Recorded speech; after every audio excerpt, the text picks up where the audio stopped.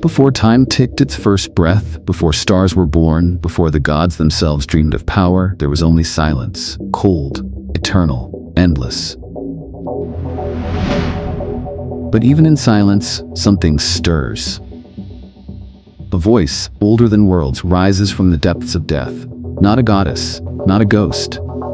She is the Völva, the seeress, forgotten by men, buried by the ages, yet never truly gone. Now she is awakened, summoned not by mortals but by Odin, the All-Father, god of war and wisdom. He seeks answers no living being can offer, and so he turns to the dead. From beneath the shadowed roots of the world tree, she speaks again. Her voice is a whisper through frost-bitten bones, a wind through graves.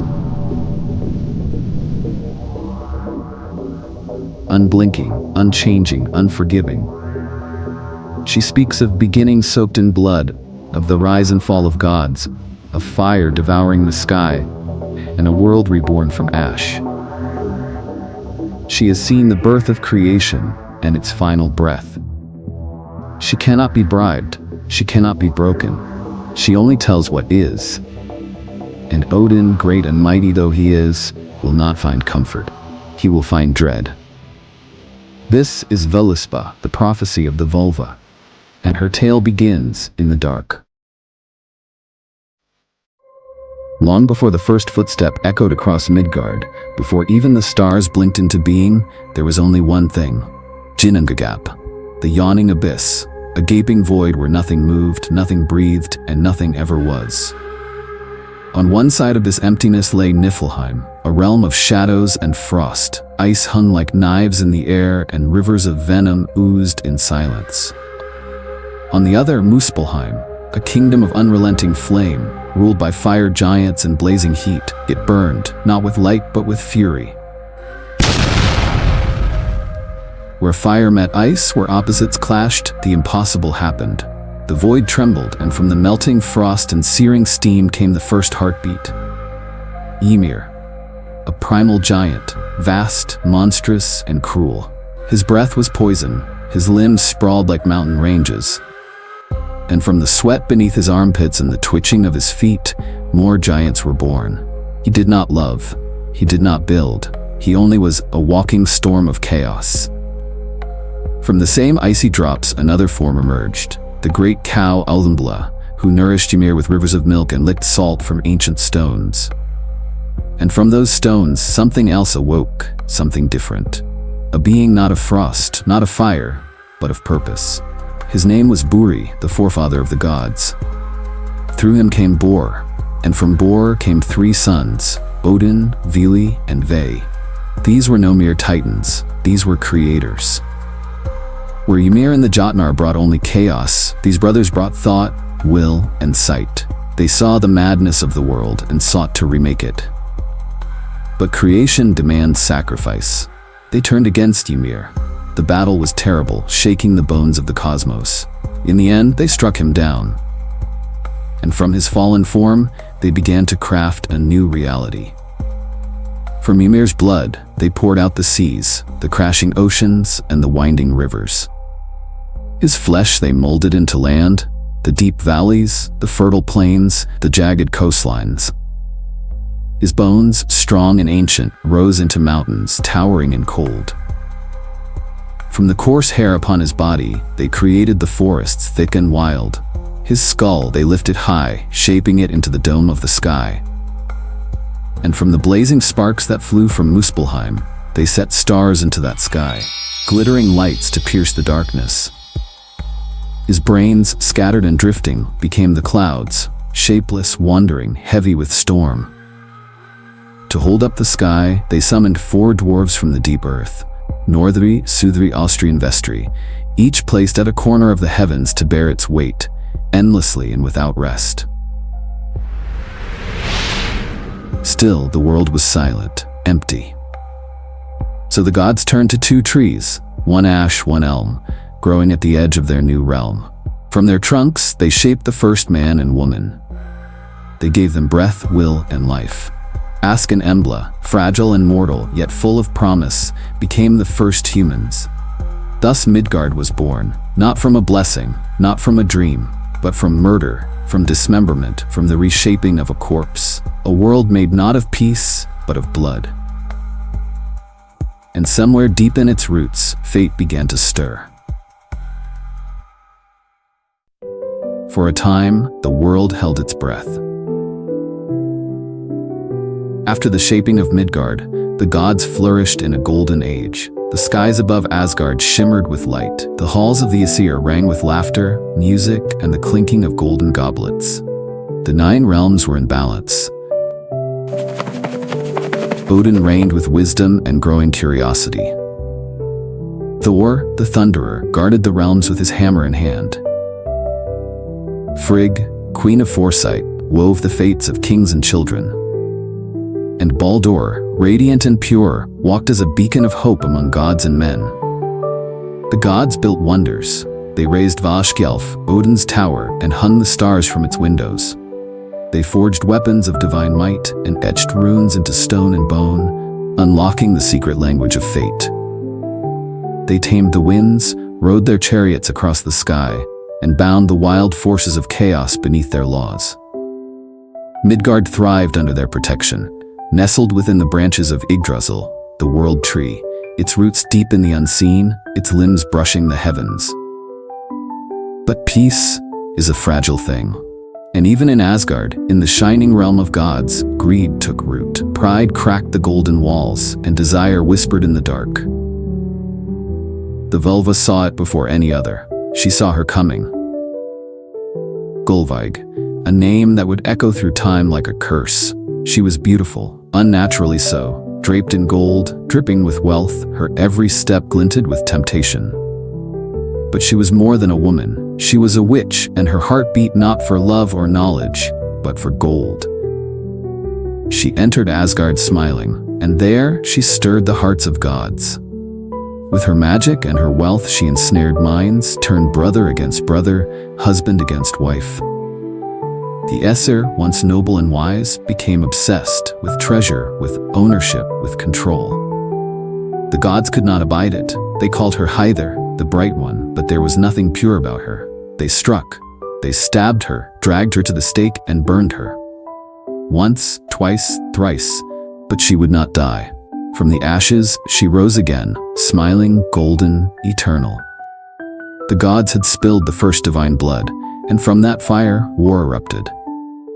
The Aesir, gods of order, law, and might, stood against the Vanir, gods of nature, magic, and fertility. A war of gods against gods. Spears clashed, spells twisted the sky, Asgard shook, Vanaheim roared.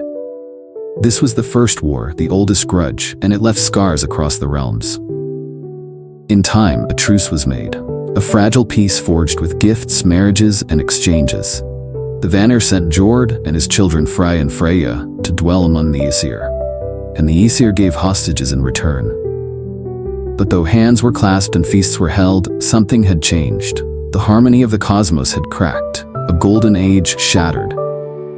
Greed now lived in the hearts of gods. War had drawn blood on divine soil, and deep below, in the shadowed roots of Yggdrasil, the poison had begun to seep. A slow rot, invisible, inevitable. The Völva saw it, she always saw it. And though the gods sang and drank and built, the end had already begun. The Völva's voice shifts now, low, cold, and coiled with warning. She speaks of Loki, not a god, not a man, a force, born of giants, yet bound in blood to Odin himself. Loki, the trickster, walks the knife's edge between laughter and ruin. He is the shapeshifter, the liar, the spark that dances on the edge of flame. Not evil, only inevitable. The gods welcomed him once. He feasted in Asgard, whispered cleverness into Odin's ear, played games with Thor, made mischief among the halls. But the Völva saw deeper. She saw what the gods refused to see. From Loki's union with the giantess Angerboda came not jest, but monsters. First, Hel, the corpse queen, half living flesh, half rotting death. Her gaze is cold as the grave, her throne deep in the realm of shadows. She rules over the souls who die not in glory, but in sickness and sorrow and silence. Then Jormungandr, the world serpent. Vast beyond reason, he slithered through the oceans of Midgard until his coils encircled the earth itself. His breath poisons the sea, his hunger knows no end. And finally Fenrir, the great wolf. Born in shadow, raised in fear, his jaws could swallow the sky, his eyes blaze with fury. Even as a pup, the gods trembled at his strength. The Aesir saw what was to come. They acted, not with mercy but with fear. They hurled hell down into the cold lands of Niflheim to rule among the dead. They cast Jormungandr into the oceans, hoping the deep would hold him. And Fenrir, they lied to the wolf. They chained him in riddles and runes, swore false oaths to calm him, and bound him in Gleipnir, a ribbon forged from the impossible. The breath of fish, the footfall of cats, the beard of women. The gods laughed. But the Völva does not laugh. For fate is not fooled. Chains rust, wolves grow, and vengeance waits. Loki, once friend, once flame, grew bitter. The joy in his mischief turned sour. The smile faded from his lips.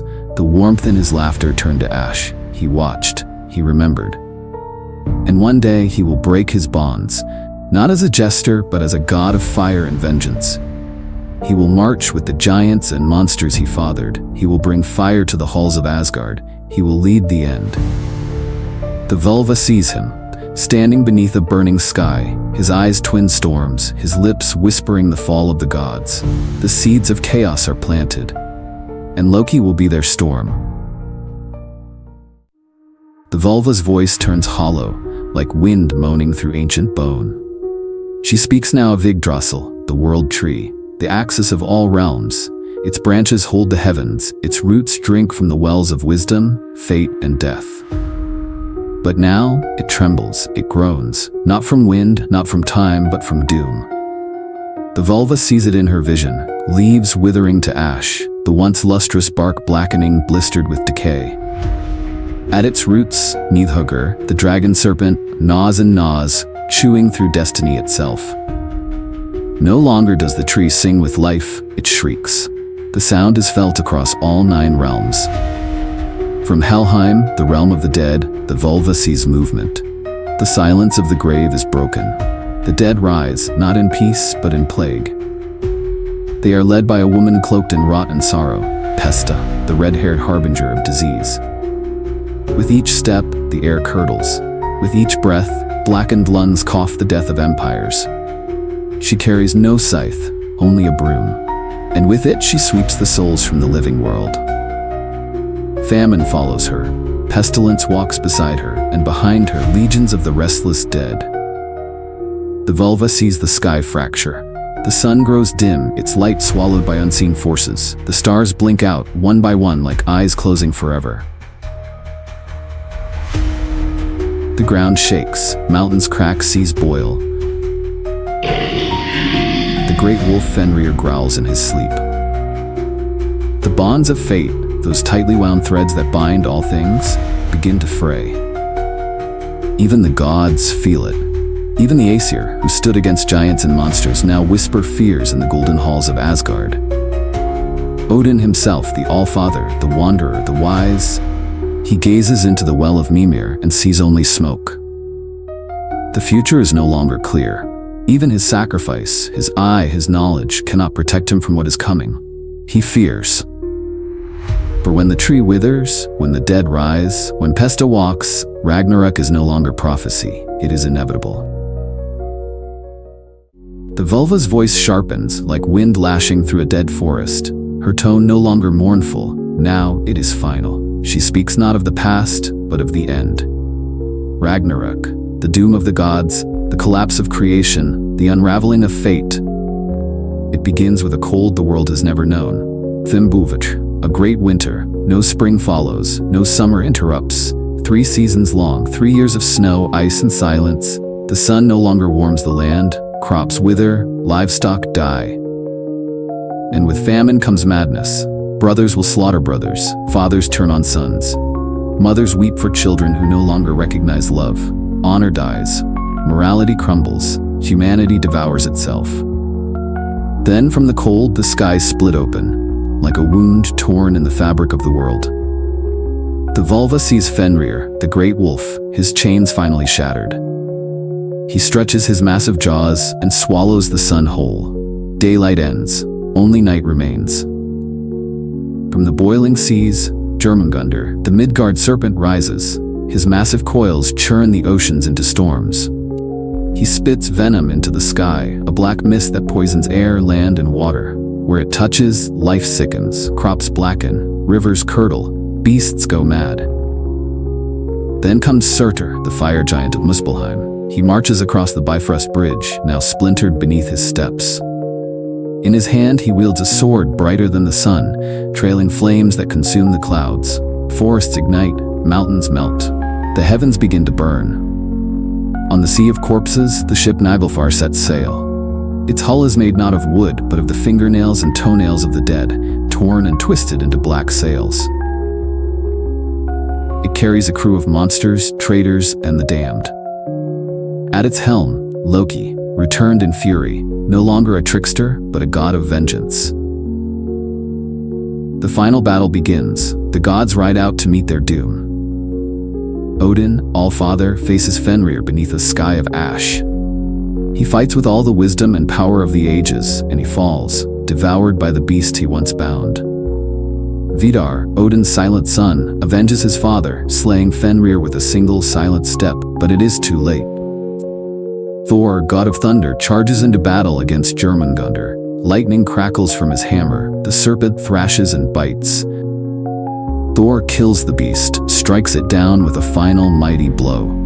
But the victory is poisoned.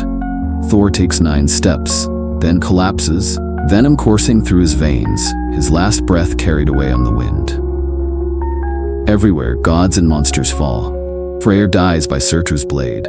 Heimdall and Loki slay each other. Tyr, the one-handed god, perishes with the hound Garmr. Asgard burns. Midgard, our world, sinks beneath the waves. The Völva sees it all, ash, ruin, silence, the end of everything.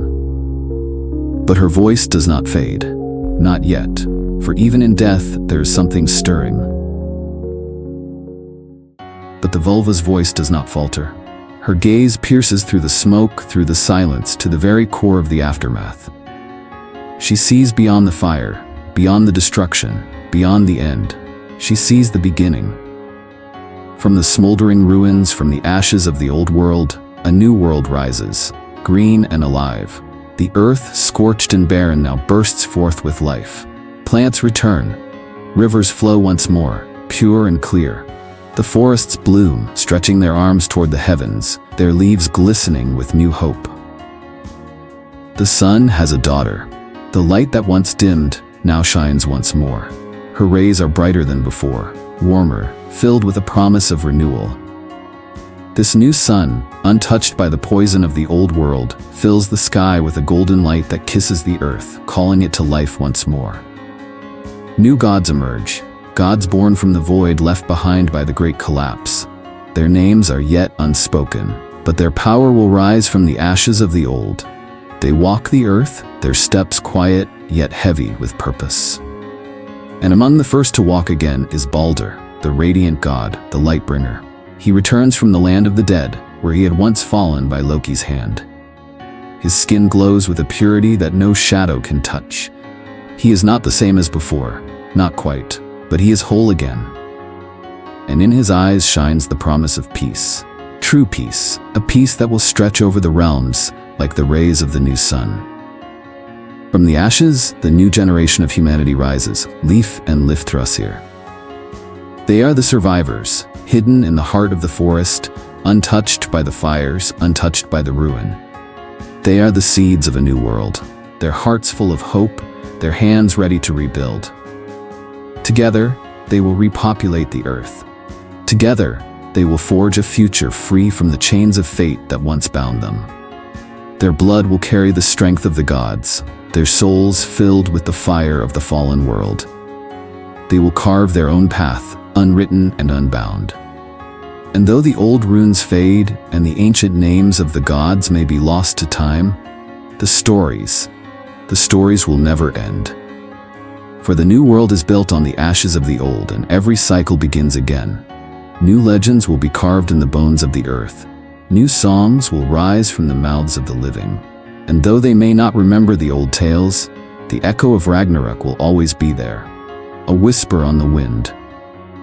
For as long as the sun rises, as long as the stars light the night, the cycle of life, death, and rebirth will continue. And the Völva in her grave will watch it all, waiting for the next time she is called upon to speak the truth. The Völva's voice falls silent, the final echoes of her words hanging in the air like the lingering scent of a storm. The prophecy is complete. The tapestry of fate, once intricate and infinite, has been laid bare. All that was unknown is now known. All that was hidden is now seen. Odin, the Allfather, stands before her, his face pale with the weight of the truths revealed. His questions, once urgent and filled with the fire of curiosity, are now answered. He sought the deepest secrets, the very edges of existence, and in return, he has received more than he bargained for. The price of wisdom has been paid. For knowledge, the Völva warned him, does not come without cost.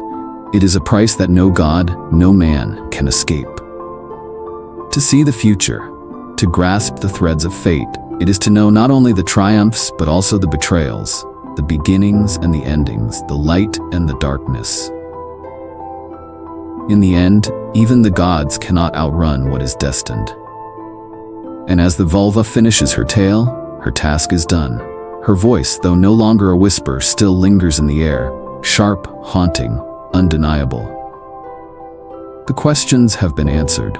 The cycle of prophecy has turned, and it is now time for the Völva to return. Her form, ancient and ageless, begins to fade once more. She slips back into the earth, to the grave that awaits her.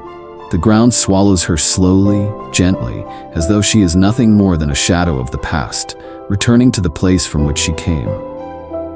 But even as she sinks beneath the surface, her words linger. They are not words of comfort. They are not words of hope. They are words of fate, and fate is not kind.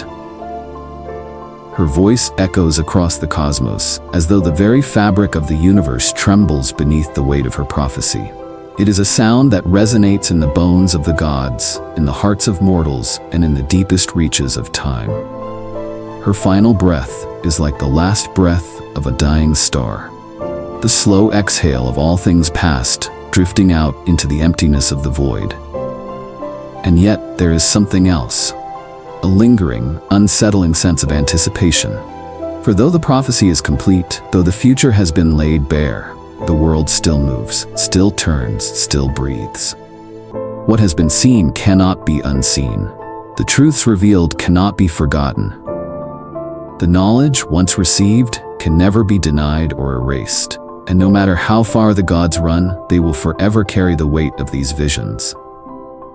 What is fated cannot be undone. The threads of destiny are already woven. No matter how fiercely they struggle against it, no matter how much they fight, the gods and mortals alike will face the end they were always meant to face.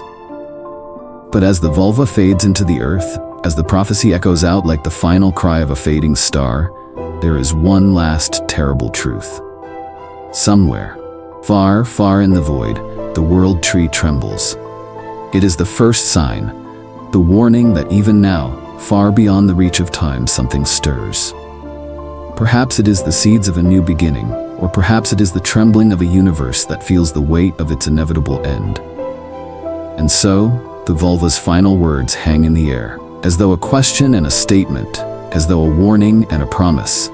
Her prophecy is complete, but the world moves forward, heedless and unknowing. For in the end, the only thing that is certain is that the cycle will begin again. Thank you for watching. Please like, share, and subscribe.